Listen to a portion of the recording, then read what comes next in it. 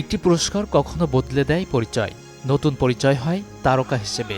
তেমনটাই হয়েছে lux superstar বিজয়ীদের ক্ষেত্রে। গত 2 দশকে লাক্স সুপারস্টার বিজয়ী অনেকেই তৈরি করেছেন টেলিভিশন, নাটক, সিনেমা আর ওয়েব দুনিয়ায় নিজেদের শক্ত অবস্থান। 2005 সালে শুরু হওয়া এই প্রতিযোগিতায় প্রথম আসরে বিজয়ের মুকুট পরেন সানারেই দেবী শানু। সিলেট এমসি কলেজের ইংরেজি বিভাগের সাবেক এই শিক্ষার্থী এরই মধ্যে অভিনয় আর লেখালেখি দিয়ে অর্জন করেছেন খ্যাতি। এই ঝলমলে আলোকিত মঞ্চে যখন আমি আসলে মুকুটটা পরেছিলাম, সেই অনুভূতিটা আমি প্রতিবার যখনই আসলে এই আসরে আসি, লাক্সস্টারদের এই বিজয়ের আসরে, তখন আমি আসলে সেই স্মৃতি রোমন্থনের মুহূর্তে চলে যাই। লাক্স চ্যানেল আই সুপারস্টারের দ্বিতীয় আসর অনুষ্ঠিত হয় 2006 সালে। সে সময় চ্যাম্পিয়ন হন জাকিয়া বারি মমো। 2007 সালে তৌকির আহমেদ পরিচালিত দারুচিনি দ্বীপ সিনেমায় অভিনয় করে অভিনেত্রী হিসেবে পান জনপ্রিয়তা। এরপর পেছনে ফিরে তাকাতে হয়নি তার। যদিও সদ্য অনুষ্ঠিত হওয়া লাক্স সুপারস্টার 2025-এর আসরে অনেকে আমন্ত্রণ পেলেও পাননি 2006 সালের বিজয়ী জাকিয়া বারি মমো। ফেসবুক স্ট্যাটাসে সেই কষ্টের কথা জানিয়েছেন এই অভিনেত্রী। Hire Google TV. Smart living powered by Homey AI. Champion না হলেও 2006 সালের আসরে আলোচনায় ছিলেন আজমেরি হক বাঁধন। দ্বিতীয় রানার আপ হওয়া বাঁধন এখনও বিনোদন অঙ্গনে ছুটে চলেছেন সাহসের সাথে। আমার আজকে বেঁচে থাকা এবং আজকে পর্যন্ত বাঁধনের যত জার্নি, সবকিছুর পেছনে এই প্ল্যাটফর্মের অবদান।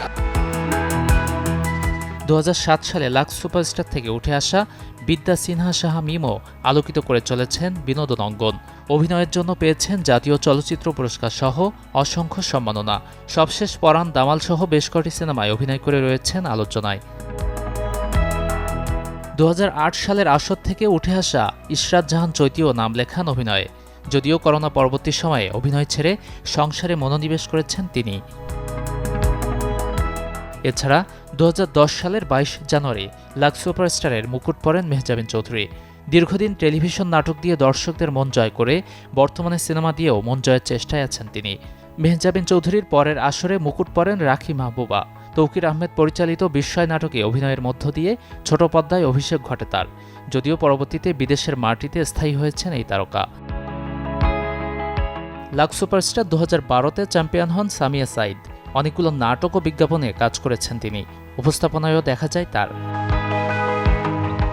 এছাড়া 2014 সালে লাক্স সুপারস্টার প্রতিযোগিতার মাধ্যমে উঠে আসেন নাদিয়া আফরিন মিম।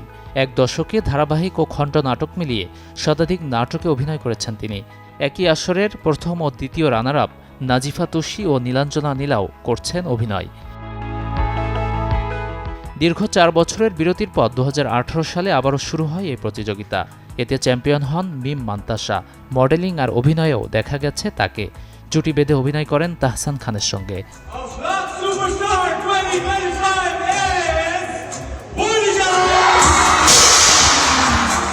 সবশেষ দীর্ঘ 7 বছরের বিরতি শেষে এবার অনুষ্ঠিত হল লাক্স সুপারস্টার প্রতিযোগিতা।